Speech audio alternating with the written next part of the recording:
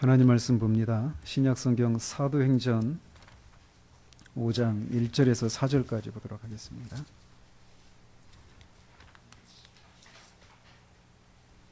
사도행전 5장 1절에서 4절까지 같이 읽도록 하겠습니다. 아나니아라 하는 사람이 그의 아내 삽비라와 더불어 소유를 팔아 그 값에서 얼마를 감춤해 그 아내도 알더라. 얼마만 가져다가 사도들의 발 앞에 두니 베드로가 이르되 아나니아야 어찌하여 사탄이 내 마음에 가득하여 내가 성령을 속이고 땅값 얼마를 감추었느냐. 땅이 그대로 있을 때에는 내 땅이 아니며 판 후에도 내 마음대로 할 수가 없더냐. 어찌하여 이 일을 내 마음에 두었느냐. 사람에게 거짓말한 것이 아니요 하나님께로다.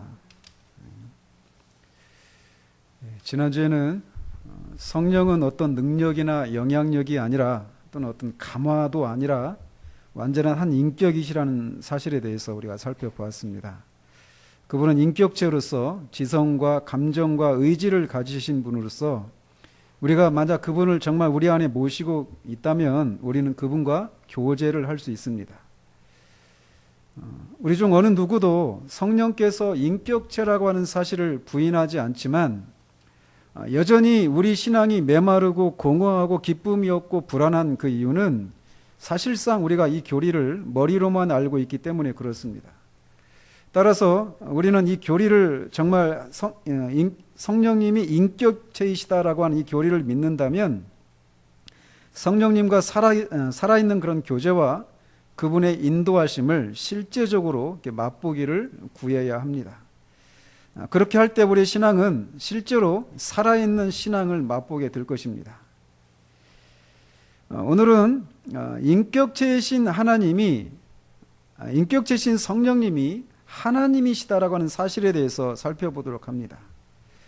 우리가 이미 지난주에 성령님이 인격체이시다라고 하는 이런 것을 증명하는 그런 구절들을 통해서 그분이 하나님이라는 사실들을 그 구절들이 같이 증명하고 있는데, 그럼에도 불구하고 우리는 그분이 이 신격이시라는 신성을 가지신 하나님이시라는 신격이시라는 그런 사실을 따로 살펴보아야 합니다.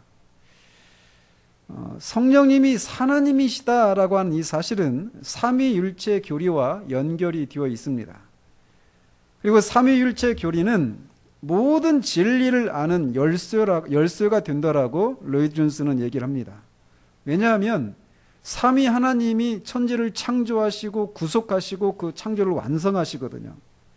그렇기 때문에 삼위 하나님 중에 제3위이신 성령 하나님에 대해서 따로 그분이 하나님이시다는 사실에 대해서 우리는 따로 구분해서 살펴볼 필요가 있다라는 것입니다. 그래서 성령의 신성을 증가하는 구절들은 다음과 같은 그런 범주로 나누어서 살펴볼 수 있습니다. 가지고 계신 그런 유인물 보시면, 먼저는 성경이 성령께 그분에게 신적인 호칭을 부여하고 있다라고 하는 것입니다.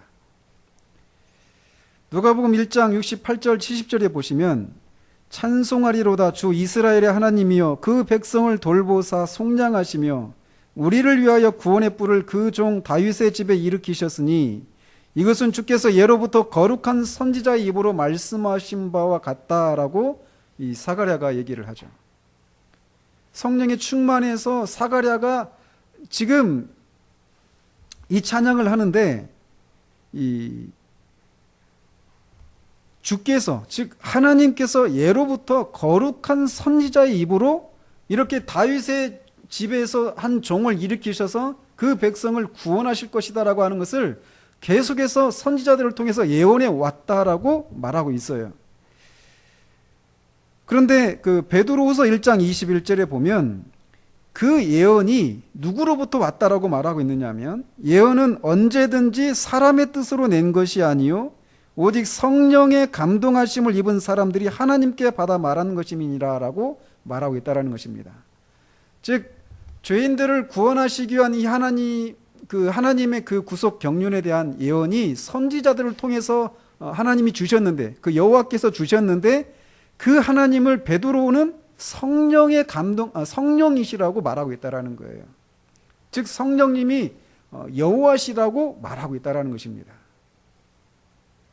또 시편 78편 17절 18절에 보면 이스라엘이 광야에서 시험한 대상이 여호와 하나님이라고 말씀하고 있습니다. 거기에 보시면 그들은 계속해서 하나님께 범죄하여 메마른 땅에서 지존자를 배반하였도다. 그들이 그들의 탐욕대로 음식을 구하여 그들의 심중에 하나님을 시험하였으며, 여기서 말하는 하나님은 분명히 여호와 하나님이십니다. 이스라엘 백성들이 여호와 하나님을 시험했다라고 말하고 있는데 이사야서 63장 10절에서는 그들이 반역하여 주의 성령을 근심하게 하였으므로 라고 말하고 있어요. 즉 여호와 하나님과 성령님을 같은 분으로 얘기하고 있다는 것이죠. 또 신명기 32장 12절에 보면 여호와께서 홀로 그를 인도하셨고 그와 함께한 다른 신이 없었도다 라고 말하고 있습니다. 이스라엘 백성을 인도하신 분은 여호와 하나님 한 분이 그렇게 인도하셨다라고 말하고 있는데 이사야서 63장 14절에서는 여호와의 영이 그들을 골짜기로 내려가는 가족같이 편히 쉬게 하셨도다. 주께서 이와 같이 주의 백성을 인도하사라고 말하고 있어서 이스라엘 백성을 인도하신 여호와 하나님이 주의 영이라고, 주의 성령이라고 말씀하고 있다는 것입니다. 또 이사야서 6장 8절 9절에 보면 이사야가 성전에서 여호와의 그 영광을 이렇게 보는 그런 장면인데 거기서 이런 말씀이 있습니다. 내가 또 주의 목소리를 들으니 주께서 이르시되 내가 누구를 보내며 누가 우리를 위하여 갈고 하시니 그때 내가 이르되 내가 여기 있나이다 나를 보내소서 하였더니 여호와께서 이르시되, 분명히 여호와께서 이 다음 이어지는 말씀하시는데 가서 이 백성에게 이르기를 너희가 듣기는 들어도 깨닫지 못할 것이요 보기는 보아도 알지 못하리라, 이런 말씀을 전하라고 하십니다. 참 선지자가 선지자가 얼마나 어려운 일인지 아시겠죠? 너희들이 들어도 듣지 못하고 보아도 보지 못하고 깨닫지 못한다라는 거예요. 구원의 말씀을 전하지 않고 그들에게 심판의 말씀을 전하는 거예요. 근데 그게 선지자가 해야 될 일이에요. 오늘 말씀을 전하는 사람들이 해야 될 일이죠. 우리가 정말 하나님 앞에 아무런 소망이 없다라는 사실들, 오직 하나님의 은혜로만 구원에 이룰 수 있다는 사실들을 전해야 되는데, 어쨌든 거기서는 분명히 이 말씀을 전하라고 이사야 선지자를 보내신 분은 여호와 하나님이셔요. 그런데 사도 바울이 사도행전 28장 25절 26절에 보면 이렇게 말하고 있습니다. 서로 맞지 아니하여, 지금 이 장면은 사도 바울이 그 감옥에서 이스라엘 유대인들과 쟁론하는 것입니다. 예수가 그리스도시다, 그분이 하나님이시다, 이런 걸 이제 쟁론하고 있는, 그런데 서로 얘기가 통하지를 않았던 거예요. 그래서 흩어질 때 바울이 한 말로 이르되 성령이 선지자 이사야를 통하여 너희 조상들에게 말씀하신 것이 옳도다. 일러스되 이 백성에게 가서 말하기를 너희가 듣기는 들어도 도무지 깨닫지 못하며 보기는 보아도 도무지 알지 못하는도다. 분명히 여호와께서 하신 말씀인데 사도 바울은 그것이 성령이 이사야에게 말씀하신 것이다라고 말하고 있다는 것이죠. 그래서 여호와 하나님과 성령이 하나시다라고 말하고 있다라는 거예요. 그렇기 때문에 데살로니가 후서 전서 3장 5절에 주께서 너희 마음을 인도하여 하나님의 사랑과 그리스도의 인내에 들어가게 하시기를 원하노라 라고 한 이 말씀에서 성령님을 주라고 말하고 있는 것입니다. 앞에 있는 주께서는 분명히 뒤에 하나님과 그리스도가 언급되고 있기 때문에 앞에 있는 주는 성령 하나님을 가리킨다는 것이죠. 또 오늘 본문에 있는 것처럼 사도행전 5장 3절 4절에 명시적으로 성령님이 하나님이시라고 말씀하고 있죠. 아나니아가 속였을 때 베드로가 그에게 사탄이 네 마음에 가득하여 네가 성령을 속이고 이렇게 말하고 있는데 뒤에서는 네가 사람에게 거짓말한 것이 아니라 하나님께 했다라고 말하고 있다라는 거예요. 또 고린도전서 3장 16절에 너희가 하나님의 성전인 것과 하나님의 성령이 너희 안에 거하시는 것을 알지 못하느냐, 이렇게 말하고 있습니다. 그러니까 우리의 몸이 하나님의 성전이라는 거예요. 하나님의 성전이니까 누가 계십니까? 하나님이 계시는 거예요. 그런데 그 뒤에서는 하나님의 성령이 너희 안에 거하신다라고 말하고 있다는 거예요. 즉 하나님과 하나님의 성령이 하나이시다라고 말하고 있다는 것이죠. 또 뒤에 고린도전서 6장 19절 20절에 너희 몸은 너희가 하나님께로부터 받은 바 너희 가운데 계신 성령의 전인 줄을 알지 못하느냐. 성령님이 우리 안에 계시다라는 거예요. 너희는 너희의 것이 아니라 값으로 산 것이 되었으니 그런즉 너희 몸으로 하나님께 영광을 돌리라. 이런 구절들이 성령님이 하나님이시다라고 하는 것을 명시적으로 말해주고 있는 구절이라는 것이죠. 또 고린도전서 12장 4절 5절 6절에 보면 은사는 여러 가지나 성령은 같고 직임은 여러 가지나 주는 같으며 또 역사는 여러 가지나 모든 것을 모든 사람 가운데서 역사하시는 하나님은 같으니 라고 말하고 있어서 성령은 주이시고 하나님이시다라고 하는 것을 우리에게 말해주고 있습니다.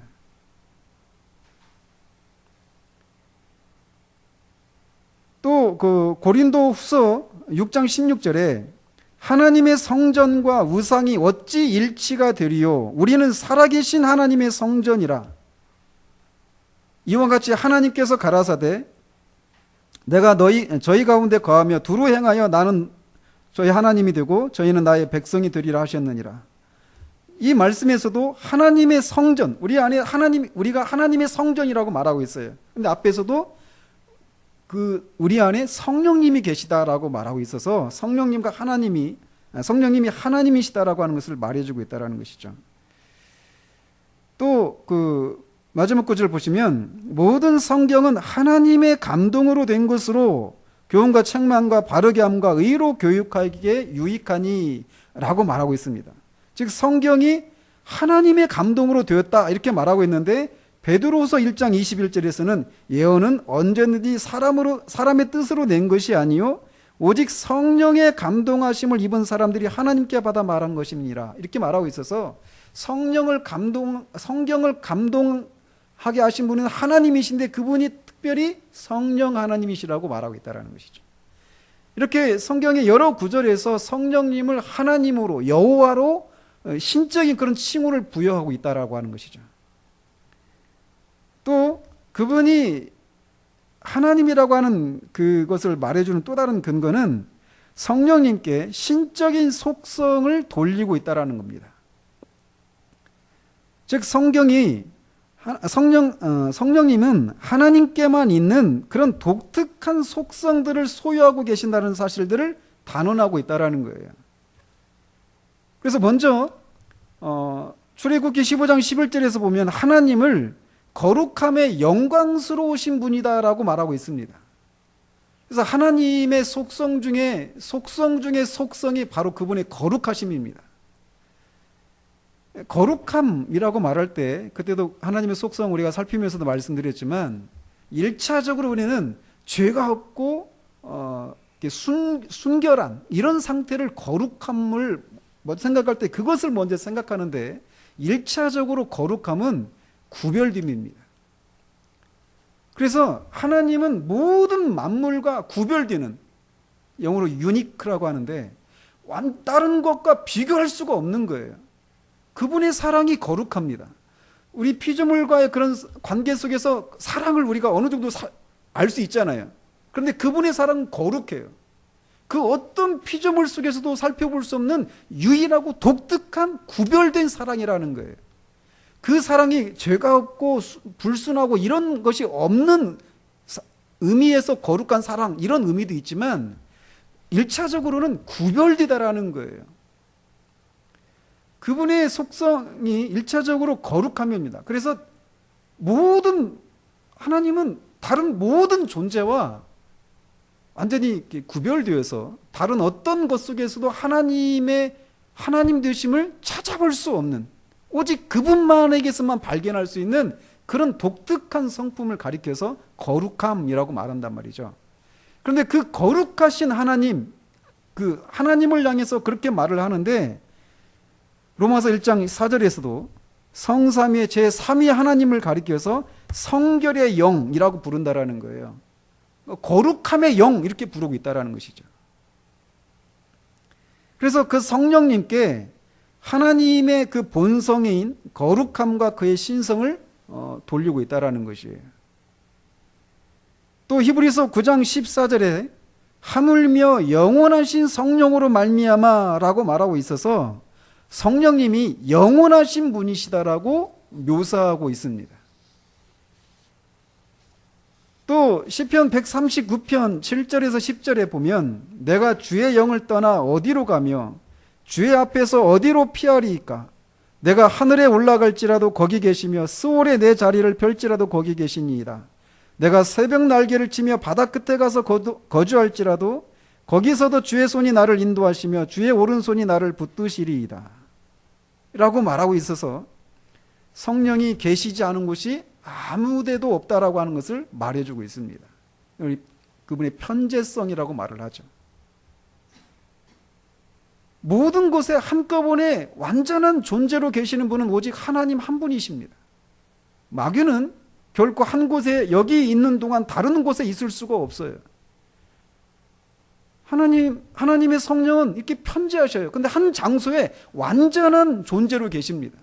한 존재, 이곳에 완전한 하나님으로 계시면서 또 동시에 다른 곳에도 완전한 성령으로 계시는 거예요. 그러니까 그분의 속성을 이렇게 막 나누어 가지고 여러 곳에 분산되는 그런 방식으로 계시는 것이 아니라 슈퍼맨처럼 막 계속 왔다 갔다 하시는, 너무나 빨리 갔다 해서 계속 항상 그 자리에 있는 것 같은 그런 방식으로 계시는 것이 아니라 언제나 동시에 모든 곳에 완전한 모습으로 계시는 거예요.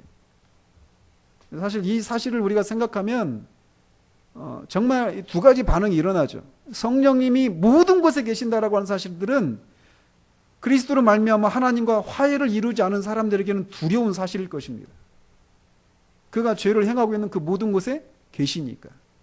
그러나 또 동시에 그리스도로 말미암아 하나님과 화해를 이룬 사람들에게서 성령께서 모든 곳에 계신다라고 하는 사실은 말할 수 없는 위로예요.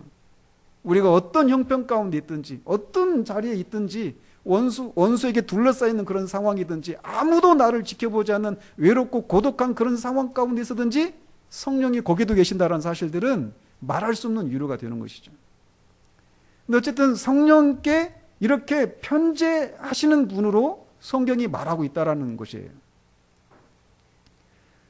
또 성경은 그분이 전지하신 분이시다라고 말하고 있습니다. 이사야서 40장 13절 14절에 누가 여호와의 영을 지도하였으며 그의 모사가 되어 그를 가르쳤으랴. 그가 누구와 더불어 의논하셨으며 누가 그를 교훈하였으며 그에게 정의의 길로 가르쳤으며 지식을 가르쳤으며 통달의 도를 보여주었느냐.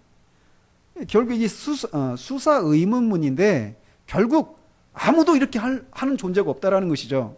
왜? 그럴 필요가 없다라는 거예요. 성령께. 왜? 그분은 모든 것을 통달하시는 분이신, 전지하신 분이시기 때문에 그렇다라는 것이죠. 그러니까 이 사실은 우리가 기도에 있어서도 우리가 어떻게 기도해야 되는지를 우리는 생각해야 돼요. 우리는 기도할 때 종종 하나님이 우리의 형편을 모르시기 때문에 우리의 형편들을 알려야 내 그 억울한 속사정을 하나님이 알아주실 것처럼 생각하는 그런 경향들이 있어요. 그러나 그렇지 않습니다. 모든 것을 아신단 말이에요.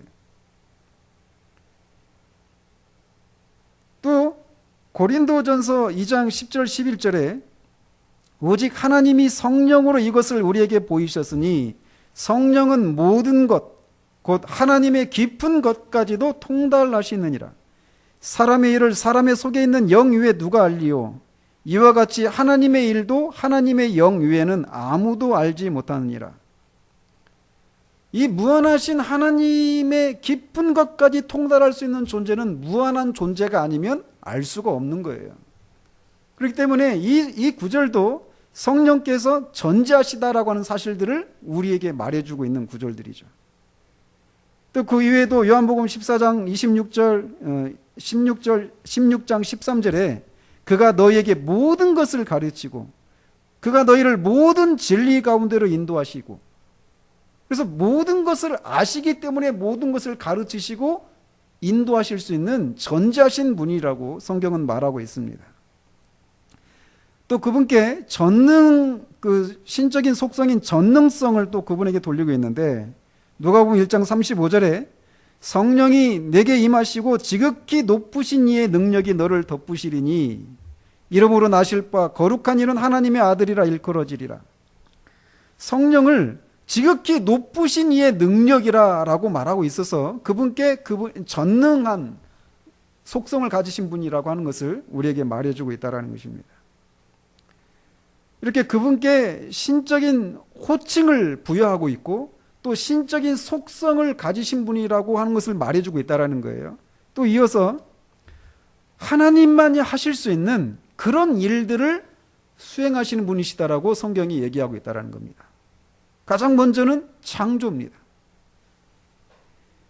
창세기 1장 2절에 땅이 혼돈하고 공허하며 흑암이 깊음 위에 있고 하나님의 영은 수면 위에 운행하시니라.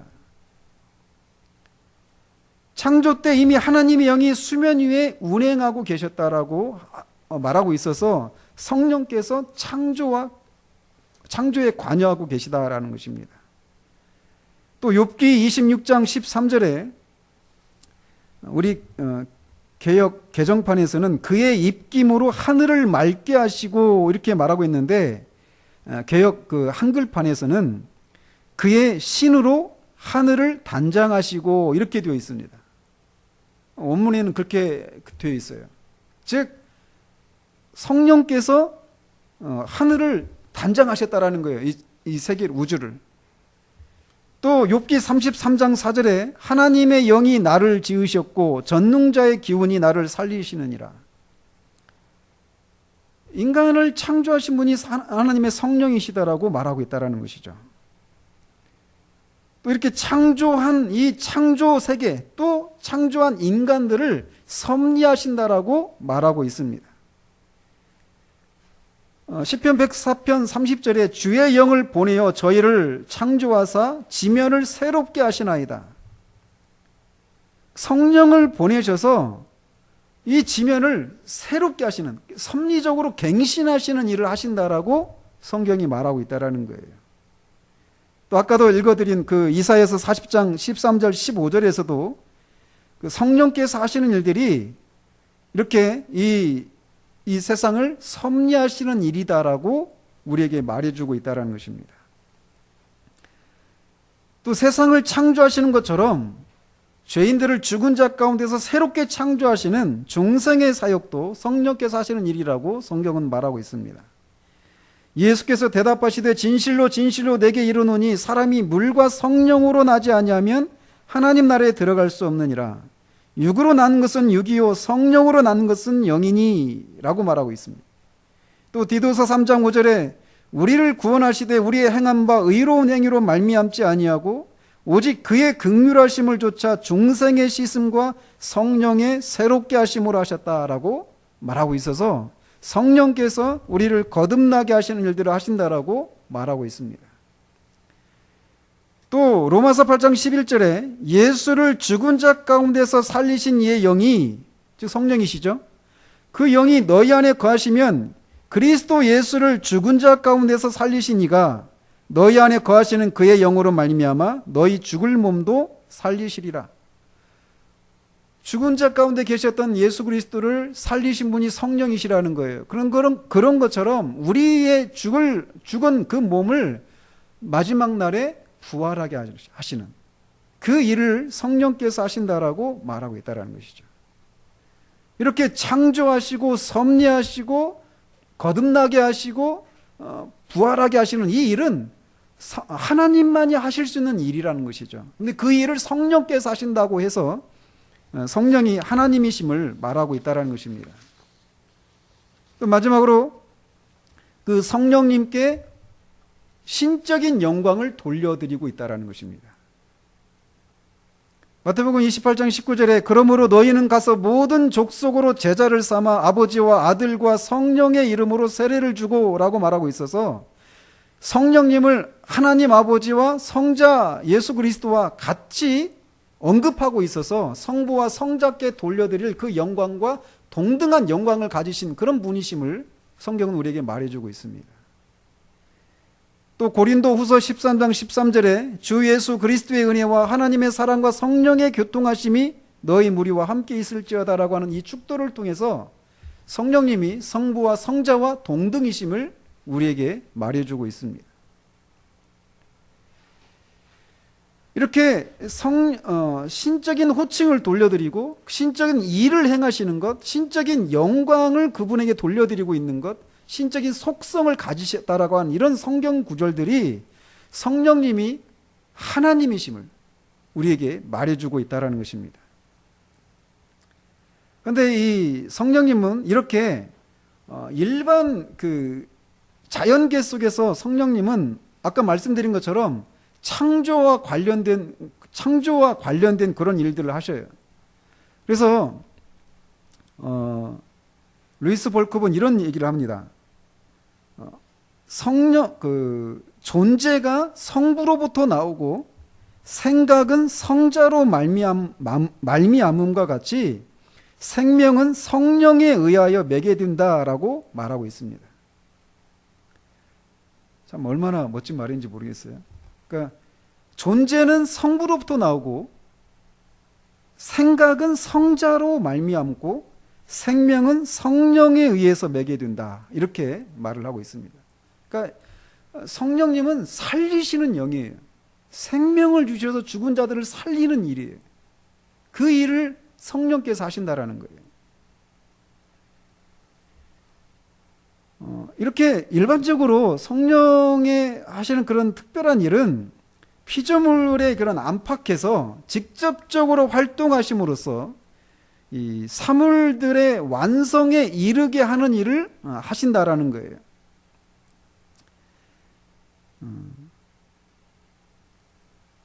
그래서 먼저 이렇게 생명을 발생하게 하는 그런 일들을 하시고 또 성령께서 그러니까 생명의 발생은 구원받은 사람들에게만 하시는 일이 아니죠. 그죠? 구원받지 못한 사람들의 생명을 발생하게 하시는 분이 성령님이신 거예요.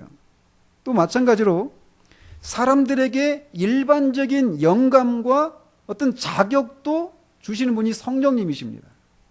그래서 출애굽기나 이런 데 보면은 성령을 충만케 해서 어떤 일들을 성막을 만드는 이런 일들을 할 수 있는 그런 지혜를 주시잖아요. 그런 것처럼 세상 사람들이 가지고 있는 그런 어떤 일들을 수행할 수 있는 어떤 과학이나 예술이나 학문 이런 것을 수행할 수 있는 그런 능력과 지혜를 주시는 분이 성령님이셔요. 그러니까 모든 학문의 목적이 그 원천인 성령께 영광을 돌리는 방식으로 수행을 해야 되는 거예요. 공부를 왜 합니까? 공부하는 목적도 그런 거라는 거예요. 그거를 할 수 있는 능력을 주신 성령 하나님께 영광을 돌려드리는 방식으로 공부가 수행이 되어야 되는 거예요. 그런데 세상은 그것을 통해서 자기 영광을 취하죠. 그 능력이 성령께서 주신 것인데 말이에요. 아무튼 일반 이 자연계 속에서 하시는 일을 이렇게 생명을 발생하게 하시고 이 사람들에게 일반적인 영감과 자격을 주시는 일들을 하시는 분이 성령님이셔요. 그런데 이것보다 더 중요한 일이 있다라면 바로 구원의 영역에서 행하시는 일이에요. 그래서 먼저는 이 중보적인 사역을 위해서 그리스도를 준비시키고 자격을 부여하시는 일을 성령께서 하십니다. 히브리서 10장 5절 7절에 보시면 그러므로 주께서 세상에 임하실 때에 이르시되 여기서 주는 예수 그리스도를 성자 하나님을 가리킵니다. 하나님이 제사와 예물을 원하지 아니하시고 오직 나를 위하여 한 몸을 예비하셨도다. 번제와 속죄제는 기뻐하지 아니하시나니 이에 내가 말하기를 하나님이여 보시옵소서 두루마리 책에 나를 가리켜 기록된 것과 같이 하나님의 뜻을 행하러 왔나이다 하셨느니라. 그래서 오직 나를 위하여 한 몸을 예비하셨다라고 하는데 이 일을 누가 하셨냐면 바로 성령께서 하신 거예요. 성령께서 마리아에게서 인성을 취하셔서 죄 없는 그런 몸을 취하도록 하신 거예요. 그래서 그리스도로 하여금 이 죄에 대한 완전한 희생 제물이 될 수 있도록 이렇게 한 그리스도가 입으셔야 될 그 몸을 예비하시는 일을 성령께서 하셨다라는 거예요. 어떻게 해요? 아까 인용해 드렸던 누가복음 1장 35절에 성령이 내게 임하시고 지극히 높으신 이의 능력이 너를 덮으시리니 이러므로 나실 바 거룩한 이는 하나님의 아들이라 일컬어지리라. 성자 하나님이 성육신 하실 때 그 입으실 그 완전한 몸을, 흠없는 몸을, 죄 없는 몸을 예비하신 분이 성령 하나님이시라는 거예요.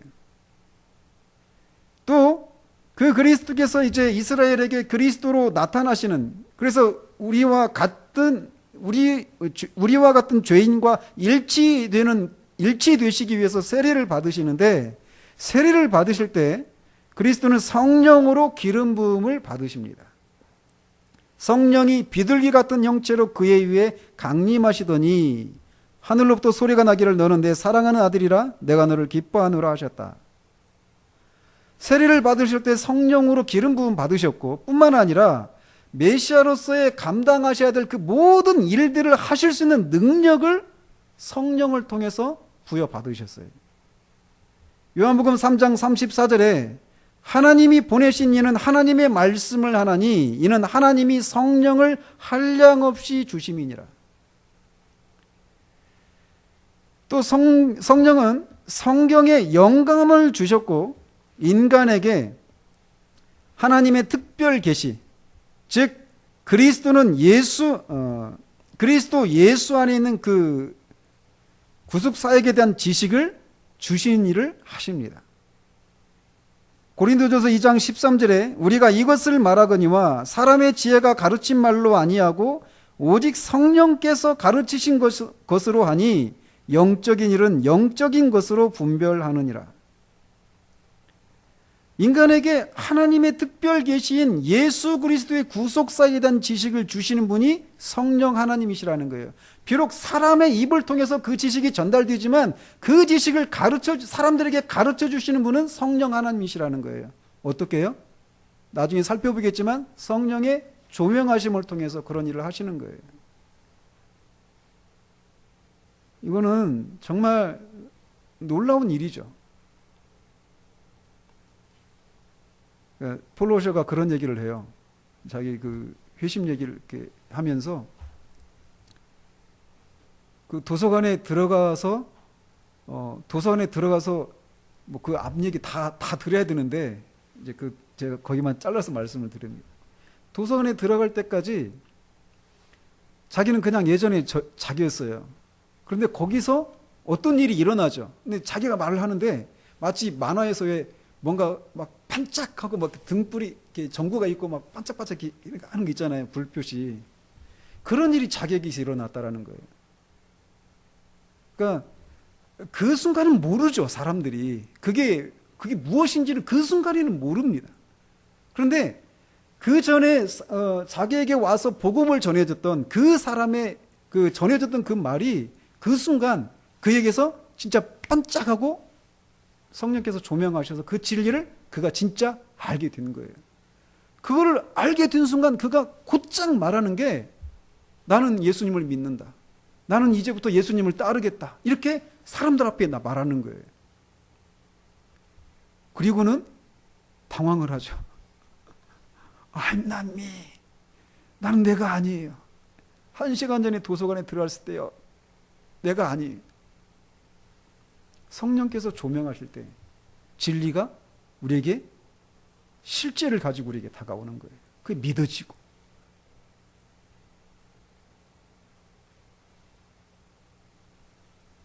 성령께서 그런 일들을 하신다라는 거예요.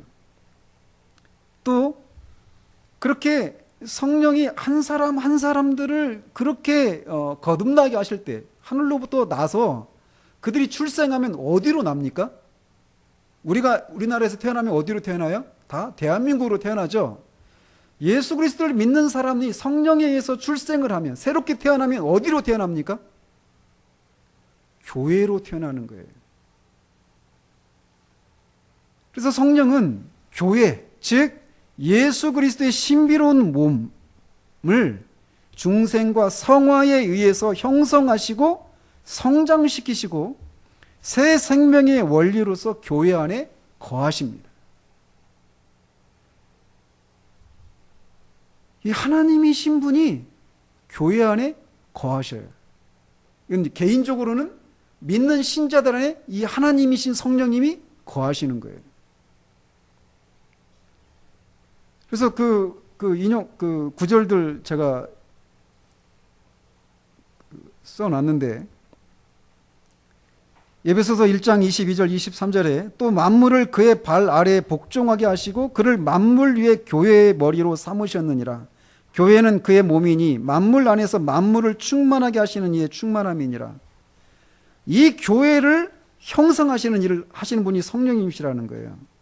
또 에베소서 2장 22절에 너희도 성령 안에서 하나님이 거하실 초소가 되기 위하여 그리스도 예수 안에서 함께 지어져 가느니라. 성령께서 중생한 자들을 이렇게 자라가게 하시는 거예요. 하나님께서 거하시기에 합당하도록 우리를 깨끗게 하시고 거룩하게 하시는 일들을 하시는 것이죠. 또 고린도전서 3장 16절에 너희는 너희가 하나님의 성전인 것과 하나님의 성령이 너희 안에 계시는 것을 알지 못하느냐. 이제 나중에 이제 우리가 성령의 내주하심, 성령의 조명하심 이런 걸 이제 따로따로 이렇게 살펴볼 터인데, 하나님이 우리 안에 거하신다. 하나님이신 성령이 우리 안에 거하신다. 이거를 우리가 자주 묵상한다면 저나 여러분이나 이 세상이 감당할 수 없는 사람들이 될 것입니다. 하나님이 우리 안에 거하신다라면 그 사실은 우리의 말과 생각과 행동이 확연히 달라질 수밖에 없을 거예요. 지난주에도 말씀드렸죠. 제가 여러분의 집에 만약에 신방을 갔는데 여러분이 그냥 일상의 삶을 살면서 아이들한테 막 때로는 막 호통도 치고 무질서한 그런 삶의 모습으로 그렇게 있겠냐고요. 만약 그렇게 있다면 저를 무시하는 거겠죠. 그거를 무한대로 확장해 보십시오. 성령, 하나님이신 성령이 우리 안에 계신다라고 할 때 우리의 말과 생각과 행동이 달라지지 않겠냐고요. 근데 그렇지 않다는 얘기는 우리가 그만큼 그거를 묵상하지 않고 산다라는 거예요. 성령님은 신자 안에 계십니다. 또 교회 안에 계셔요. 또 고린도서 12장 4절 이하의 은사에 관한 얘기인데, 하나님이 여러 가지 은사와 직분을 이렇게 주신 이유에 대해서 이렇게 쭉 나와요. 왜냐하면 유익하게 하기 위해서다라고 말하고 있습니다. 그런 일들을 성령께서 우리를 유익하게 하고 우리를 그리스도를 닮은 그런 사람으로 우리를 빚어가시기 위해서 성령께서 우리 안에 거하신다라는 거예요. 이분이 어떤 분이라고요? 하나님이시라는 거예요. 또 성령은 교회를 가르치시고 인도하시는 일을 하십니다. 그리스도를 증거하시고 교회를 모든 진리 가운데로 인도하시는 일을 하십니다. 이렇게 하는 것을 통해서 성령님은 하나님과 그리스도의 영광을 나타내시고 구세주에 관한 지식을 증가시키고 교회를 모든 오류로부터 지키시고 교회가 자신의 영원한 운명을 준비하도록 하시는 일들을 하셔요. 그래서 관련 구절들을 보시면 보혜사 곧 아버지께서 내 이름으로 보내실 성령 그가 너희에게 모든 것을 가르치고 내가 너희에게 말한 모든 것을 생각나게 하리라. 앞에서도 말씀드린 것처럼 성령께서 우리에게 그 조명하심을 통해서 그리스도가 어떤 분이시고 그가 하신 일들이 무엇인지를 실제로 알게 하신다라는 거예요.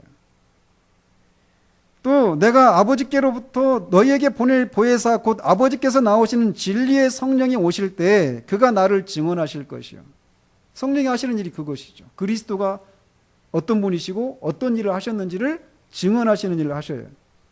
또 그러나 진리의 성령이 오시면 그가 너희를 모든 진리 가운데로 인도하시리니 그가 스스로 말하지 않고 오직 들은 것을 말하며 장래일을 너희에게 알리시리라.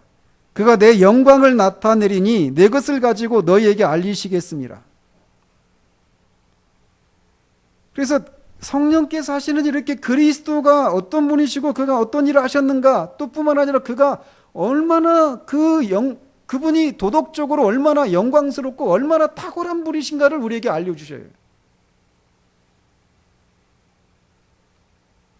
우리가 있잖아요. 그리스도께서 얼마나 영광스러우시고 도덕적으로 완전하시고 탁월하신 분이신가를 알면 알수록 우리 안에서 그분을 닮고 싶은 그런 욕구가 우리 안에서 일어납니다. 그 일을 성령께서 하신다라는 거예요. 그러니까 이제 나중에 우리가 살펴보겠지만 성령을 받았는가 안 받았는가 이런 거를 은사 중심적으로 생각하는, 은사를 분명히 주시거든요. 성령 받았는가 안 받았는가 말하면 방언하는가 아닌가 뭐 이런 것부터 생각하는데, 성령의 1차적이고 궁극적인 목적은 그리스도가 어떤 분이시고 그가 하신 일들이 무엇이고 그가 얼마나 영광스럽고 탁월한 분이신가를 우리로 알게 하셔서 그분께 영광을 돌려드리고 그분을 닮도록 하는 것이 성령의 하시는 궁극적인 목적이란 말이에요. 그리고 그런 삶을 살 수 있도록 우리에게 능력을 주시고 그런 걸 살 수 있는 그런 소망을 우리에게서 불러일으키신 일들을 하신다라는 거예요. 근데 그런 일들이 우리 가운데 이렇게 잘 나타나지 않는다라고 하는 것은 성령께서 우리 가운데 그런 일들을 하시도록 우리가 필요한 그런 조건들이 있거든요. 그런 것들을 우리가 갖추지 않았기 때문이에요. 그리고 성령님이 그런 일들을 하신다라고 하는 사실들을 모르거나 잊고 있기 때문에 그렇다라는 것이죠.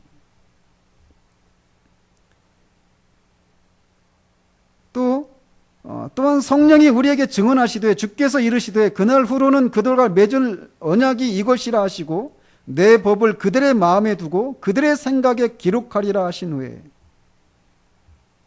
성령께서 하시는 일이 이거라는 거예요. 에스겔 선지자를 통해서 하신 말씀이죠.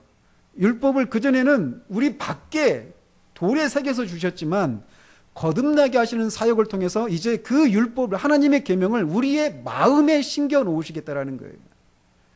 그렇기 때문에 하나님의 성령을 소유한 사람들은 그 마음에 하나님의 법이 새겨져 있기 때문에 우리가 어떤 죄악을 행하려고 할 때마다 제깍제깍 걸리는 일들이 일어나기 시작하는 거예요. 그전에는 그런 일들이 안 일어나죠.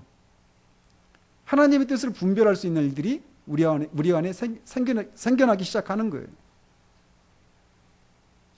또 요한일서 2장 27절에 너희는 주께 받은 바 기름 부음이 너희 안에 거하나니 아무도 너희를 가르칠 필요가 없고 오직 그의 기름 부음이 모든 것을 너희에게 가르치며 또 참되고 거짓이 없으니 너희를 가르치신 그대로 주 안에 거하라. 성령께서 우리 안에 거하셔서 우리를 가르치신다는 거예요. 주님의 뜻이 무엇인지. 이렇게 성경은 여러 곳에서 성령 하나님이 하나님이시다라고 우리에게 말해주고 있습니다. 토저는 이런 얘기를 합니다. 기독교는 이 하나님이신 성령께서 우리 안에 거하신다라고 하는 것을 말해주는 종교다라고. 그게 기독교의 전부라고 말합니다. 지난주에도 말씀드렸지만 하나님의 아들이 인간의 몸으로 이 땅에 오시고 사람들의 멸시와 천대를 받으시고 십자가에서 하나님의 진노를 받으시고 죽으시고 다시 사시고 승천하신 이 모든 일들은 궁극적으로 성령께서 우리 안에 거하시기 위해서 필요한 일들이었다라는 거예요. 만약 성령께서 오시지 않았다라면 예수 그리스도를 통해서 이루신 그 모든 완전한 구원의 일들이 다 그림의 떡이 되는 거예요. 우리의 것이 될 수가 없는 거예요.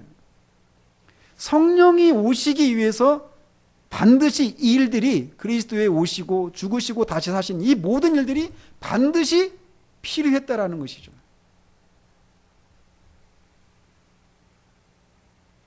이 성령께서, 이 하나님이신 성령께서 우리 안에 거하시는데 아무런 일이 안 일어난다.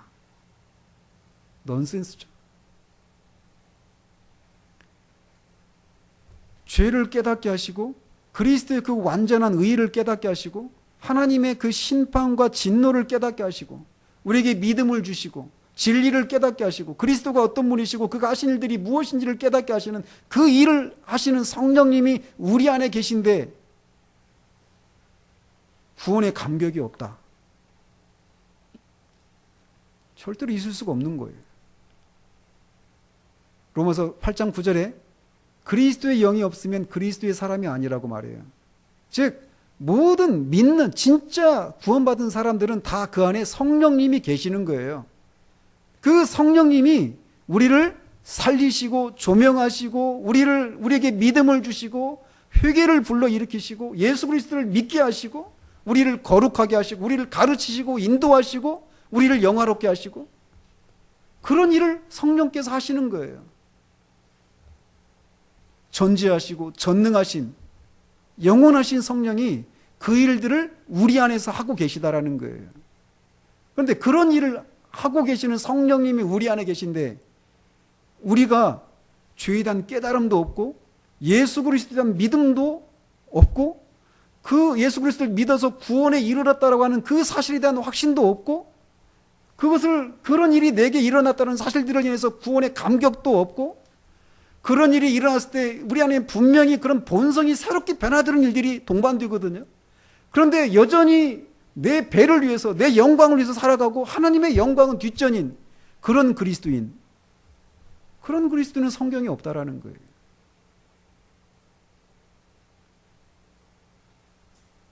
우리가 가난한 이유는 우리 안에 계신 성령님이 어떤 분이신지를 모르기 때문이거나 또는 아예 성령님이 계시지 않기 때문입니다. 아도 핑크는 이런 질문을 마지막에 던집니다. 여러분은 성령이 하나님이시라는 내적인 증거를 개인적으로 갖고 있는가?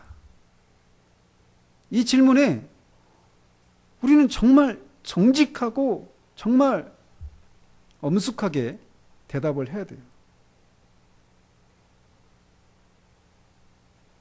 유한한 능력으로는 도저히 할 수 없는 일들을 성령께서 여러분 속에 이루신 일이 있는가? 그가 당신을 사망에서 생명으로 옮기셨고 당신을 그리스도 안에서 새로운 피조물이 되게 하셨고 당신에게 산 믿음을 주셨으며 당신에게 하나님을 바라는 거룩한 소원을 주셨는가? 그가 당신 속에 기도의 영을 부어주시며 그리스도의 일들을 취하사 당신에게 보여주시고 당신의 마음에 하나님의 법도와 약속들을 심어주시는가? 만일 그렇다면 이 사실들은 여러분의 가슴 속에서 성령의 신성을 증거하는 확실한 증거가 된다라고 말을 합니다. 만약 이제 우리가 우리 안에 계신 이제 몇 주 후부터 이제 본격적으로 성령께서 우리 안에서 구원과 관련해서 어떤 일들을 하시는지 이제 말씀을 드릴 것인데 그런 일을 하면서도 계속 우리 자신을 살피는 일들이 진행되겠지만 만약 오늘 우리가 살펴본 이런 내용만 가지고도 우리 안에 정말 내 안에 성령님이 계신가라고 하는 것을 내가 확신할 수 없다든지 또는 나는 성령님이 내 안에 계시지 않다라고 말할 수밖에 없다라고 하는 그런 상태감이 있다라면 주님의 약속의 말씀을 붙들고 구하시기 바랍니다. 주님 말씀하십니다. 찾으라. 그러면 찾을 것이요. 구하라. 그러면 얻을 것이요. 두드리라. 그러면 열릴 것이다라고 말씀하셔요. 악한 자라도 자기 자식이 생선을 달라고 하는데 뱀을 주고 빵을 달라고 하는데 정갈을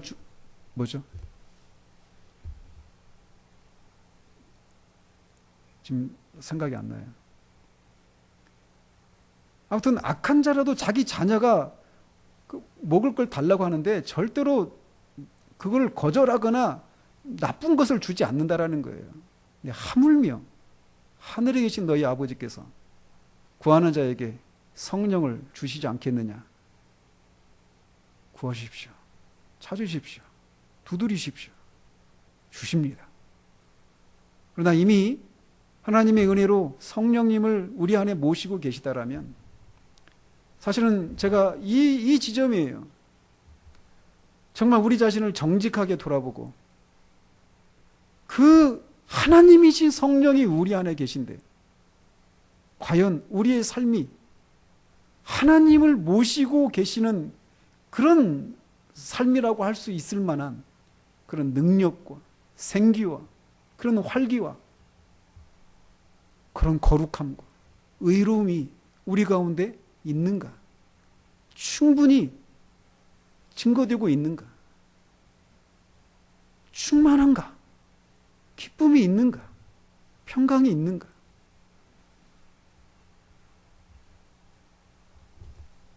하나님이 저는 이 성령노를 하는 중에 저 자신을 포함해서 우리 모두가 정말 하나님께서 그리스도를 믿는 자들에게 주신 이 성령이 그리스도를 믿는 자 안에 계시다라고 하는 그 사실이 그리스도인이 얼마나 놀라운 그런 삶을 살 수 있는 그런 삶의 가능성을 가진 존재들인지를 알고 정말 추구해 나가는 일들이 우리 가운데 있어지기를 바랍니다. 누차 말씀드리지만 알지 못하는 것을 우리는 결코 소망할 수 없어요.